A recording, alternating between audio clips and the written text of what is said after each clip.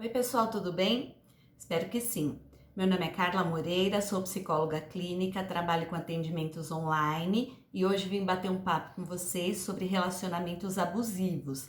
Eu escolhi falar sobre esse assunto porque existe muita desinformação sobre isso, gente. Só para vocês terem uma ideia, isso causa sofrimento de diversas formas. Tem muita gente que acredita que só ocorre entre casais e que principalmente está atrelado na manifestação de comportamentos abusivos do homem em relação à mulher. Isso não é verdade, gente. Os relacionamentos abusivos estão presentes em todas as nossas interações sociais. Por exemplo, ele pode acontecer de mãe para filho, ele pode acontecer entre irmãos, ele pode acontecer no ambiente de trabalho entre pares ou entre líderes e liderados, mas é mais comum que aconteça no núcleo familiar mesmo, tá? E que envolvam os casais.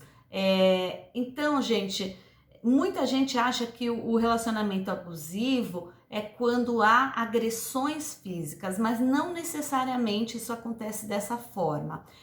Como eu disse, os relacionamentos abusivos são mais comuns do que se imagina, isso independe de classe social, isso causa muito sofrimento. E a pessoa que é vítima, né, de um relacionamento abusivo, ela gradativamente vai perdendo o brilho, vai perdendo a vitalidade, ela vai perdendo a espontaneidade, ela perde, ela muda a autorreferência, ela passa a se ver, a se enxergar de forma mais pejorativa, porque isso mexe com a autoestima da pessoa, é o tempo todo alguém dizendo para ela que ela não é boa o suficiente, ou eu estou nervoso por sua causa, né? A culpa é sua. Então ela tem esse sentimento de culpa e ela muitas vezes não tem clareza, não tem noção do que está acontecendo, tá? E às vezes, gente, essas agressões ocorrem de maneira sutis. Às vezes um olhar enviesado, uma palavra em forma de brincadeira,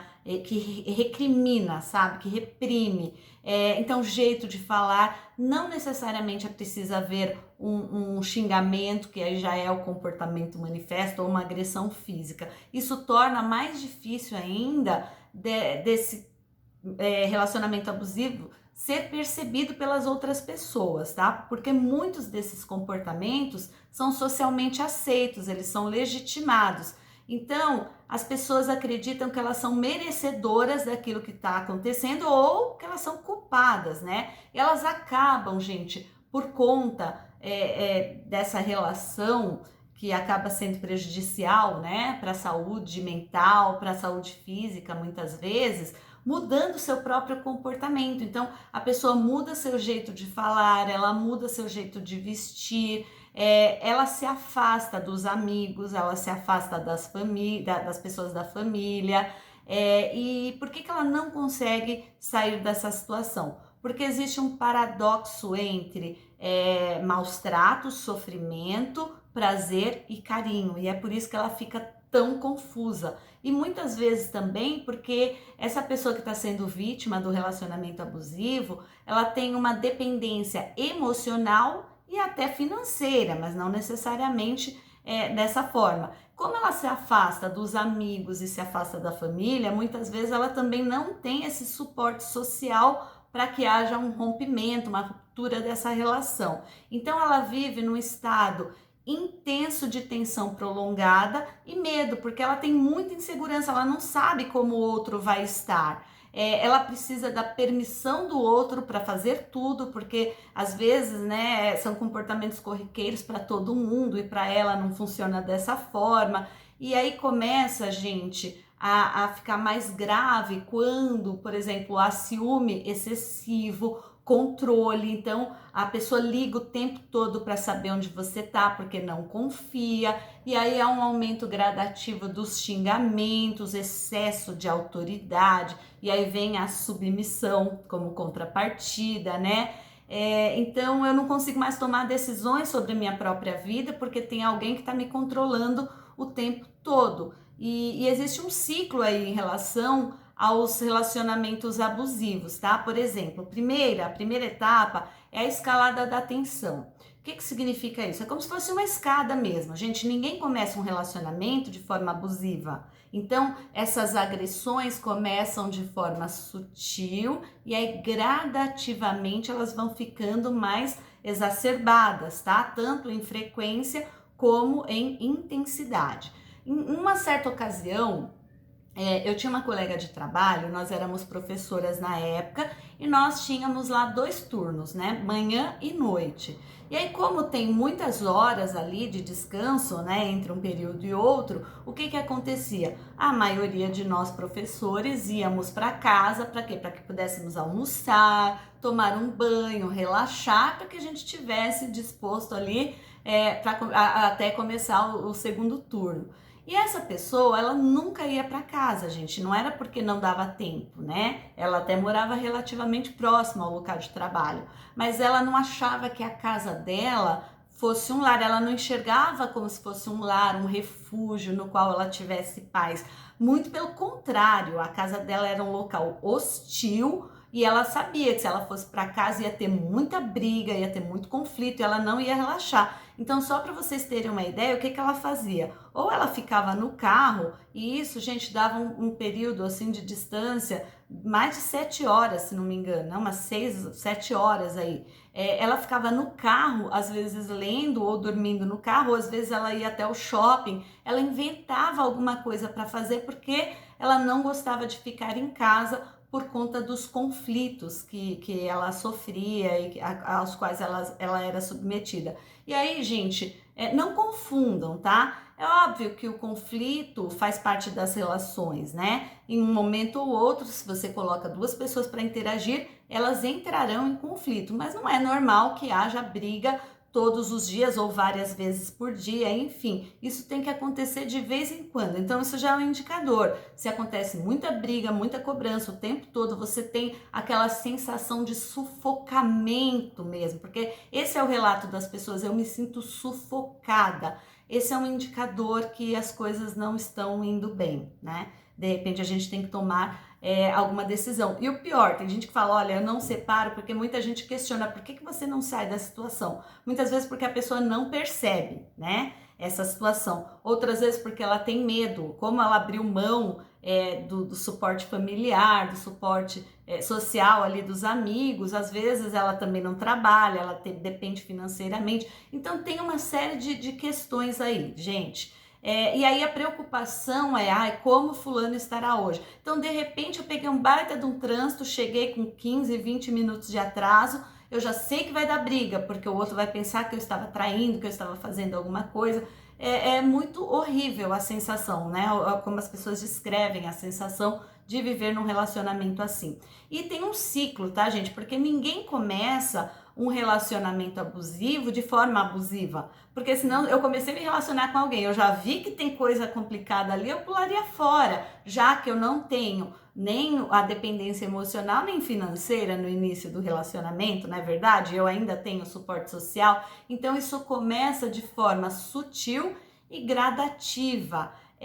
Então a primeira fase aqui é a escalada da tensão, gradativamente isso vai ficando pior, acontece com mais frequência, com mais intensidade. Aí vem a explosão, que é quando você já tá naquela fase dos xingamentos explícitos mesmo. Às vezes falam muito palavrão, xinga, não respeita o outro. E às vezes, gente, acontecem as violências físicas mesmo, as agressões físicas aqui. E sempre colocando o outro para baixo. E é assim, ó, eu estou assim por sua causa. Então, assim, eu te culpo pelo meu estado emocional. Esse é um papel muito desempenhado pelo agressor, né? Normalmente quem sofre aí um relacionamento, quem é vítima de um relacionamento abusivo, vai se identificar com essa fala. E aí é um descontrole, é uma impulsividade, é uma carga emocional muito intensa e que quem é vítima fica com muito medo, porque não sabe qual vai ser a relação. E às vezes ela até não consegue sair da relação, porque nesse momento de explosão o outro fala, né? Ela até às vezes se manifesta, olha, eu vou me separar, não quero mais. O outro fala, olha, se você fizer isso, eu te mato, ou eu me mato. Isso é muito comum, né? Essas pessoas usarem esses argumentos. E por que eu falei para vocês que é um paradoxo que envolve sofrimento e carinho, né, prazer, enfim. Porque aí a terceira fase do ciclo é a reconciliação. É que o agressor, o que ele faz? Ele se arrepende, ele demonstra arrependimento. Não é que ele se arrepende, porque senão ele não faria de novo, ok? Ele demonstra carinho, ele fala, ai amor, me perdoe, por favor, ele manda flores. Gente, uma vez, eu nunca vou esquecer disso, na época da faculdade, lá na minha graduação, nós estávamos assistindo uma aula e chegou um rapaz com um buquê de flores para entregar para uma das alunas e no meio da aula, assim, interrompeu a aula e todo mundo achou aquilo lindo, e não sei o que, e ela ficou em pânico, ela não conseguia nem olhar para aquelas flores. E isso ficou muito marcado, porque todo mundo, como assim? Se você não quer, eu quero. Porque só viu esse lado, né? Positivo da reconciliação, que é, olha, eu faço qualquer coisa. Provavelmente aquela pessoa, olhando, né, com a maturidade que eu tenho hoje, ela sofria, ela era vítima de um relacionamento abusivo. Então aqui acontece o quê? Eu te amo, não quero te perder, eu faço qualquer coisa, eu vou mudar. Aí vem flores, vem algum tipo de recompensa. Né, quem tem dinheiro normalmente compra joias, enfim, né? E é isso que faz com que essa pessoa fique confusa, porque acredita, poxa, parece que ele não me ama, ele não se comporta como tal, mas de repente vem a parte da reconciliação e ele se torna tudo que eu quero. Eu digo ele, mas pode ser qualquer pessoa, tá, gente? Mas o que é mais comum acontecer é em relação, quando a gente fala de casal, em relação ao homem para com a mulher, porque isso vem mais à tona, é o que a gente ouve falar mais aí, ok? Então, se por acaso você se identificou com essas informações, fique atento, procure ajuda. E, às vezes até na terapia, gente, é difícil a gente resgatar essa autoestima dessa pessoa, porque é uma sessão por semana e a pessoa fica a semana inteira ali ouvindo o tempo todo que ela não é capaz, que ela não é boa o suficiente, ou aquele eu te amo, mas, esse eu te amo, mas, né? Ou seja, eu condiciono, eu te amo, mas você tem que fazer isso, isso, isso. Você tem que ficar do jeito que eu quero que você fique. Isso é muito complicado. Então, se você se identifica com esse tipo, com essas informações aqui, com esse tipo de relação, não hesite em procurar ajuda, tá? Tem gente que me pergunta depois em box ou manda mensagem pelo WhatsApp, quando eu devo procurar ajuda psicológica? Então, eu vou responder para vocês nesse vídeo. Quando a situação que você está vivendo está trazendo algum tipo de prejuízo na sua vida ou está te fazendo sofrer, tá? Se você responder sim para essas duas perguntas, é o momento de procurar ajuda psicológica. Eu espero que vocês tenham gostado do vídeo e até a próxima. Tchau, tchau!